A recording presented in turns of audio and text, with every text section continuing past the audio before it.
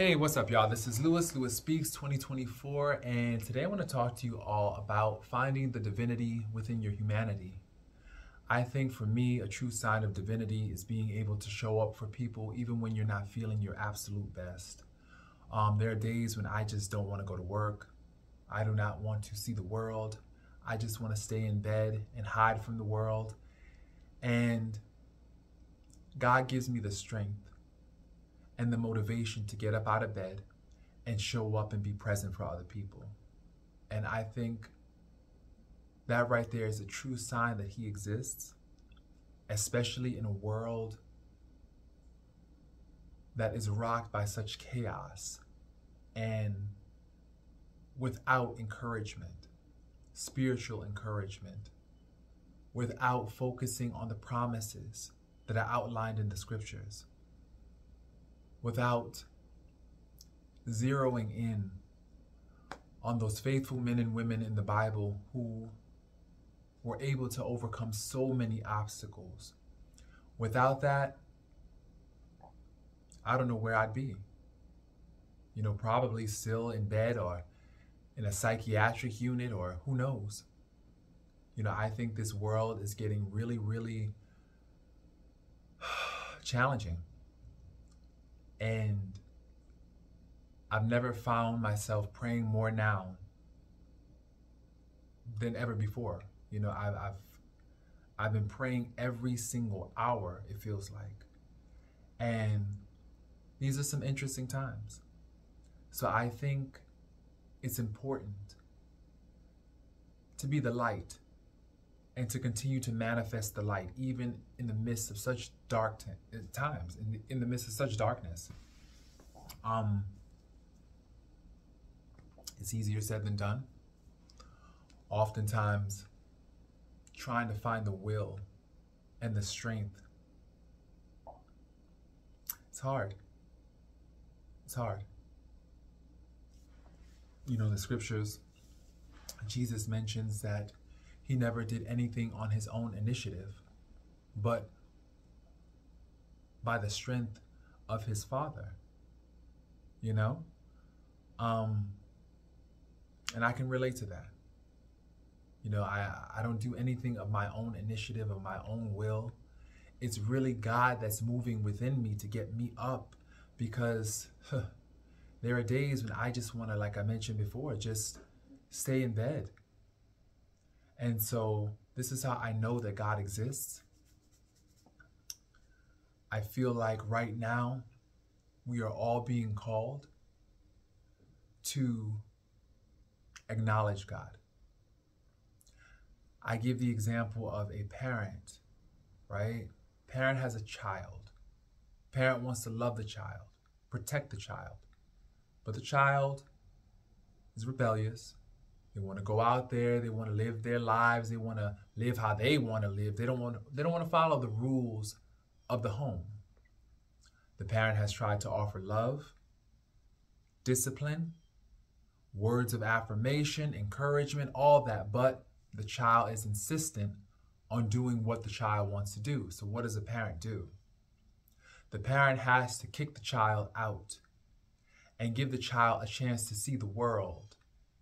Because once that child sees the world, that child will be running back home, grateful. And I think the same applies to God. You know, He has allowed human beings to run their own lives and do their own thing. You know, humans have been very, very rebellious. They want to run their own lives. They want to do their own thing.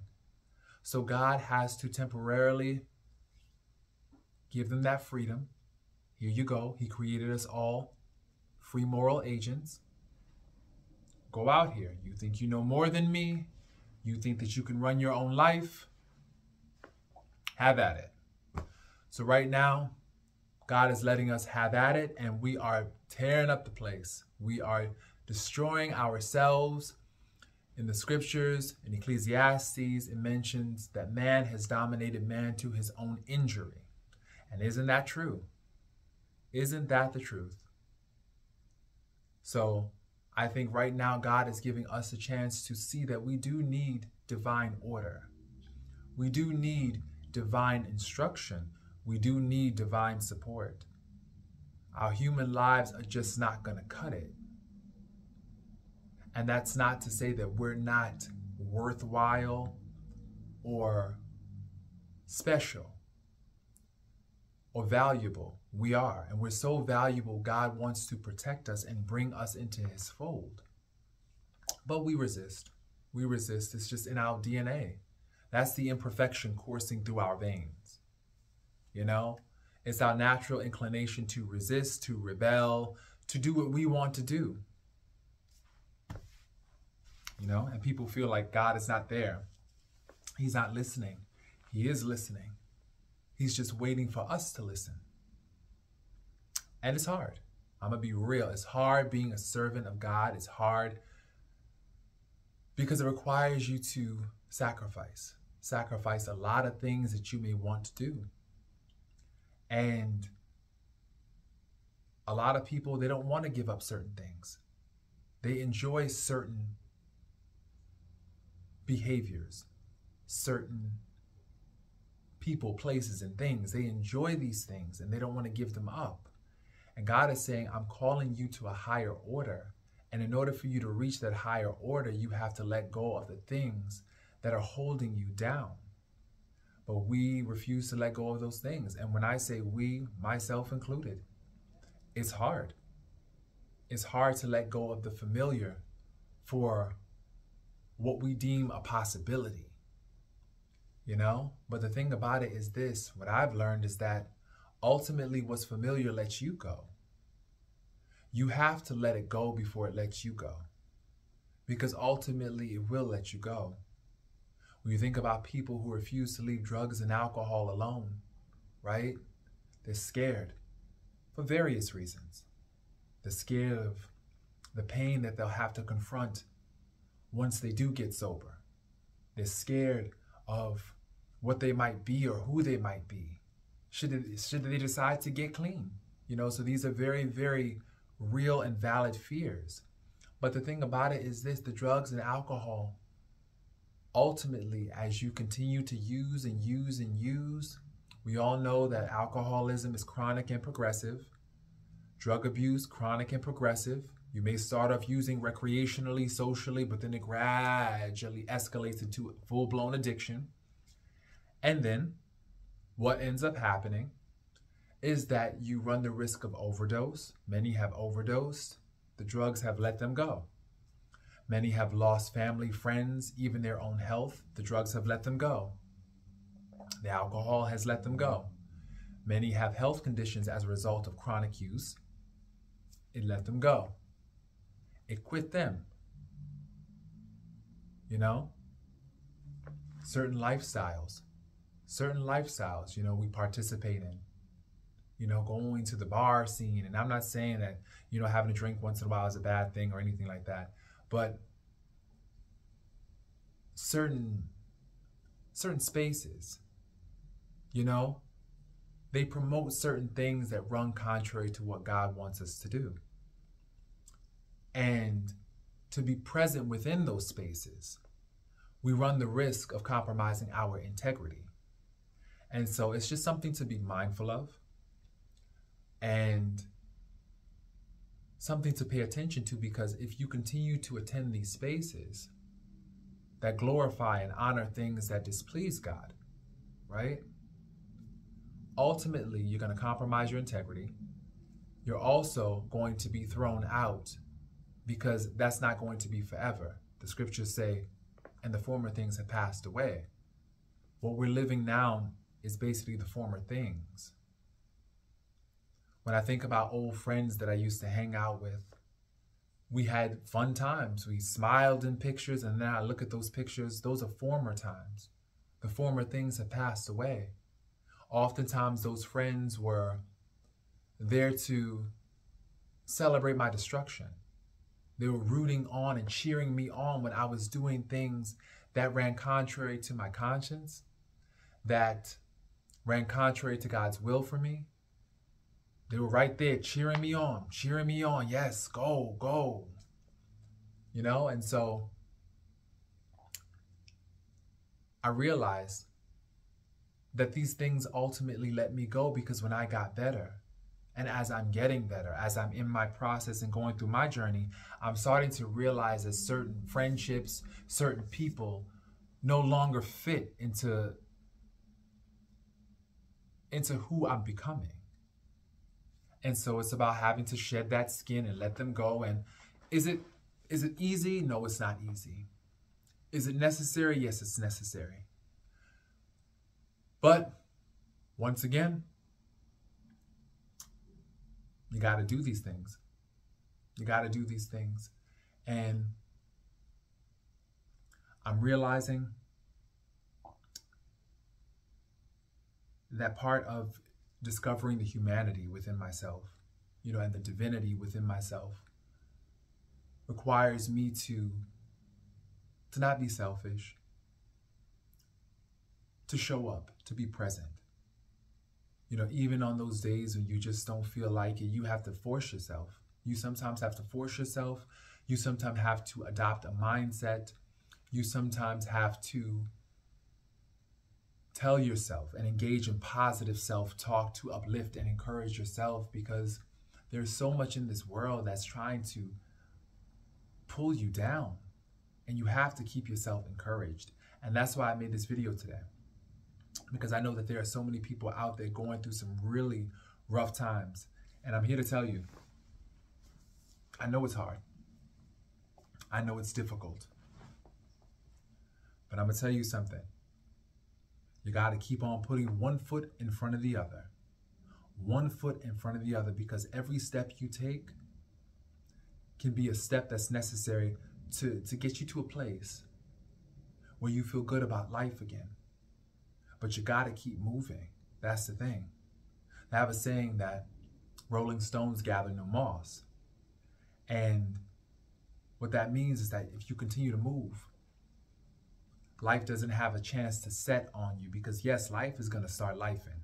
Life is going to do what it does. Life is going to life.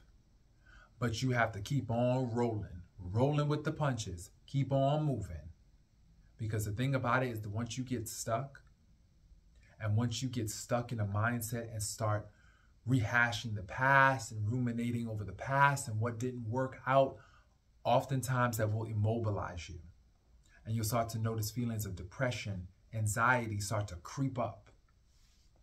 And so you can't give space to those things. You got to keep on going, keep on rolling. Make your gratitude list. Make that gratitude list. Focus on the things that are going right in your life today. Just for today. For today, what is going right in your life? For me, I have food, clothing, shelter. I am blessed to have water in the fridge. I'm blessed to have some food in the cupboards. I got an ironing board in the back, as you can see. I can iron and press my clothes if I need to. I've got a onesie. This onesie feels so warm, I just ate some pancakes. I read my Bible, doing a lot of comfort and healing activities. I have the space and the time to actually focus, and I'm alert. I have all 5 senses. Today's a good day. Today is a good day, and that's what you focus on. Focus on what's working. Make that list. Make that list, because that's what's going to help. And if it doesn't work immediately, do your breath work and make that list again, and keep on going over and over and over that list. Keep on tracing over and over that list, because the thing about it is this. It's about replacing negative thoughts. Sometimes negative thoughts will happen. Let's be real. But you got to combat them. How to combat those negative thoughts? Affirmations, positive affirmations that are true for you.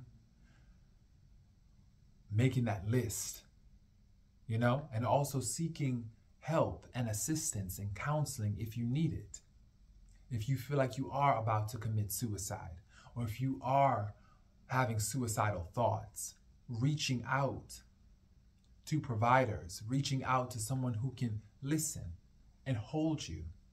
Because I think right now we all need to be held. we need to be held. I'm thinking, when do we outgrow needing to be held? Just like a child needs to be held, we never outgrow needing to be held. Maybe in a different capacity as we age and go through the developmental stages, but we always need to be held. And I think that many of us forget this. You know, even if you are a grown man, even if you are a grown woman, even if you are a grown person, you still need to be held and attended to. And I think that's what's missing in our world today. And this is why there's so much grief, because people do not feel as though they're being held, as though they're being nurtured, as though they're being cared for in any real way. And so what that leads to is a feeling of nobody cares, so why should I? A feeling of hopeless resignation. And the thing about it is this: there are people here that care, that will hold you, you know? And there are also people that you can hold, because it's a two-way street. It's just not about us always being held and nurtured. It's about also holding and nurturing another person. So my thing is this: who are you holding and nurturing? You may need holding and nurturing, but that's part of what I mentioned earlier. The divinity in our humanity requires us to show up even when we do not always have the motivation to, even when we don't always have the resources to. We show up as we are, trying our best to use our talents and our gifts to be present for another person. That's the divinity in our humanity. So yes, you may not have someone to hold you, to listen to you, to attend to you, but how can you be that person for another person? How can you disrupt the cycle of abuse that we see in the world? There's a cycle where hurt people are hurting people, and those hurt people are hurting more people, and it's just this chain of fools, chain of pain. I call it the chain of pain. And it's just continuing to hurt and hurt and hurt. Somebody has got to break the cycle and break the chain. Will that be you today? I think it will. I think it will. And so once again, begin to walk. Begin to walk in your destiny and find the divinity within your humanity. I'm begging you. And so I hope this video lands on your heart safely. And I wish you all a wonderful 2024. Peace, y'all.